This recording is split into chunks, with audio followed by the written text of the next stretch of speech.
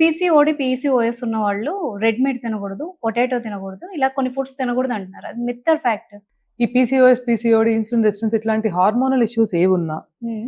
ఇలాంటి ఆహారం తీసుకోవద్దు అని స్పెసిఫిక్ సిచ్యువేషన్స్ లో స్పెసిఫిక్ పీపుల్ మనకు సజెస్ట్ చేయడానికి రీజన్ ఏంటంటే హ్మ్.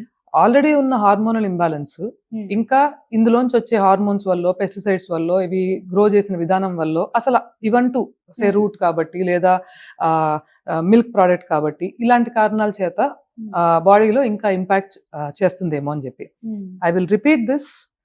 మీ కేస్ తీసుకుని ట్రయల్ అండ్ ఎర్రర్ మీద ఒక 3 weeks 2 weeks చూసుకుంటూ సిమ్టమాటిక్ రిప్రజెంటేషన్స్ ఉంటాయి. ఇంబ్యాలెన్స్ ఉన్నప్పుడు అగైన్ నిద్ర, ఫ్రెష్గా లేవలేకపోవడం, సరైన నిద్ర లేకపోవడం, all through the energy degrade అవడం, ఈ అబ్జార్ప్షన్ సరిగా లేకపోవడం వల్ల అనీజినెస్, ఇవన్నీ ఇలా ఉన్నప్పుడు న్యాచురల్గా స్ట్రెస్, మూడ్ స్వింగ్స్.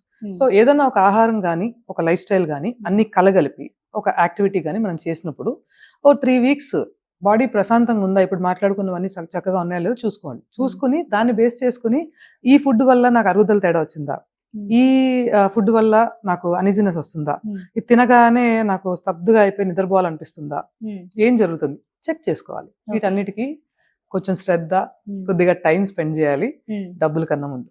ఓకే.